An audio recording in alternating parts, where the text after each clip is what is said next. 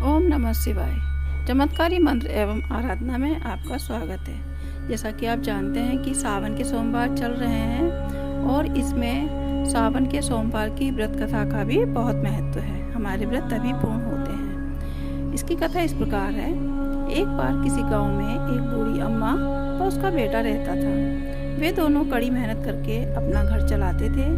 एक बार बूढ़ी अम्मा ने सोचा कि मेरा बेटा अब विवाह योग्य हो गया है, तो क्यों ना मैं इसकी शादी कर दूं। तभी उसने एक सुंदर सुशील कन्या से अपने बेटे का विवाह करा दिया।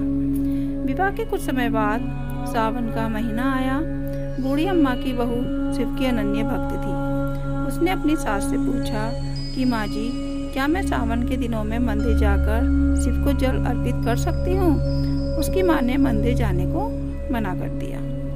बेचारी बहू बहुत दुखी हुई। उसने पूरे दिन खाना भी नहीं खाया। अगले दिन सोमवार था। वह कुएं से जल भरने जा रही थी। उसने देखा कि कुछ स्त्रियां हाथ में थाल लेकर कहीं जा रही हैं। उसने पूछा कि हे बहनों, आप लोग कहाँ जा रही हैं। उन्होंने कहा, आज सावन का सोमवार है, हम शिव के मंदिर जा रहे हैं। उसने कहा कि मैं भी शिव की पूजा करना चाहती हूँ, लेकिन मेरी सास ने मंदिर जाने को मना कर दिया। वे स्त्रियां बोली, कोई बात नहीं, तुम सुबह पानी भरते समय हमारे साथ मंदिर चल दिया करना। बहू बोली, ठीक है, लेकिन मेरे पास प्रसाद चढ़ाने को कुछ भी नहीं है। वे बोली, कोई बात नहीं, हमारी थाली में से ही प्रसाद चढ़ा दिया करना। वह ऐसा ही करने लगी। लेकिन जब सावन का आखिरी सोमवार आया तो उसने सोचा कि मैं रोज इनकी थाली से प्रसाद लेकर चढ़ाती हूँ, आज मुझे अपने पास से भी कुछ चढ़ाना चाहिए।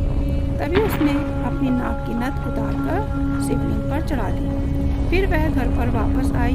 अचानक उसकी सास की नज़र उस पर पड़ गई। उसने पूछा कि बहू, नथ कहाँ है। वह बोली कि माँ, पता नहीं कहाँ गिर गई। उसने पूछा कि ये बताओ कि तुम आज कहाँ कहाँ गई थी। उसने बताया कि मैं कुएं से जल भरने गई थी, तब तक तो मेरी नाक में थी। उसके बाद मैं उपले थापने लगी। सास बोली, ठीक है, तो जहाँ उपले थाप रही थी वहीं देखने चलो। वे दोनों नथ देखने गई। उन्होंने उपलों को तोड़कर देखा तो दोनों में एक एक नथ निकली। उसने सोचा, नथ तो एक ही थी, लेकिन ये दो कैसे हो गई। फिर उसने और उपलों को तोड़कर देखा, सभी में एक एक नथ निकल रही थी। उसकी सास ने पूछा, बहू, ये सब क्या हो रहा है। उसने कहा, ये सब भोलेनाथ का चमत्कार है।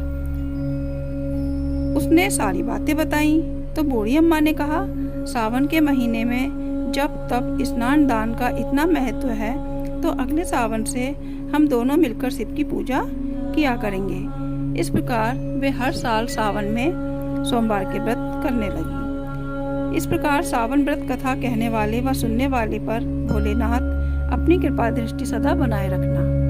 ओम नमः शिवाय।